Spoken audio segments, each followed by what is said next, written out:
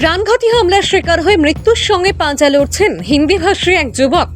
সামান্য কথা কাটাকাটি নিয়ে ভয়ঙ্কর কাণ্ডটি সংঘটিত করল পাপন গোয়ালার নামে এক দুষ্কৃতিকারী।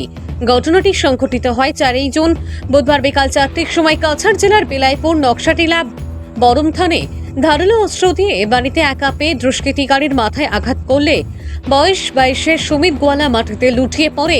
সঙ্গে সঙ্গে শিলচর মেডিকেল কলেজে পাঠানো হয় ও ধোয়ারবন থানায় লিখিত অভিযোগ জানানো হয়। কিন্তু আশ্চর্যের বিষয়, আজ পর্যন্ত দুষ্কৃতিকারীকে পাকড়াও করতে পারেনি পুলিশ। এ নিয়ে জনমনে অসন্তোষ দেখা দিয়েছে। 4-5 জন মিলিয়া মারছে, আমরা ন্যায় আজকে পর্যন্ত পাইলাম না। কারণ আজকে অতজন মিলিয়া একজন মানুষের উপরে এই ঘটনাটা করছে। বাড়িতে কেউ আসিল না, সব খেতে পাথারে গেছিল গিয়ে আপনার।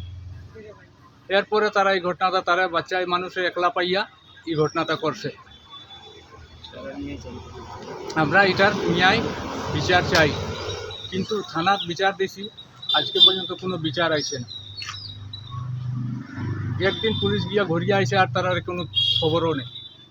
আমরা রোগীর অবস্থা খুব সিরিয়াস, কোন সময় তার প্রাণ যাইব এটা আমরা আসামের মুখ্যমন্ত্রীর কাছে নিয়ে চাই। আমরা এটার লাগি ন্যায় চাই সবার কাছে, একটু আমরা ন্যায় দেই। গরিবর পয়সা করি আমরা নাই, গতিকে আমরা এই ঘটনাটা কেউ আমরা জিগায় না। दरबार भइल बुधवार के 4 बजे आ घरे केहू ना रहे और ओके मार के ओकर माथा फटा देना। हमनी तो गरीब आदमी, पैसा कौड़ी ना है, ओनी हमनी के चाहत खेदा दी के जना के सुदीप गुआला, मनदीप गुआला, पिंटू गुआला, पापन गुआला सब मिल के मरले है और हमनी के घरे केहू ना रहे। आपने के तब हम ओकर बहिन। अच्छा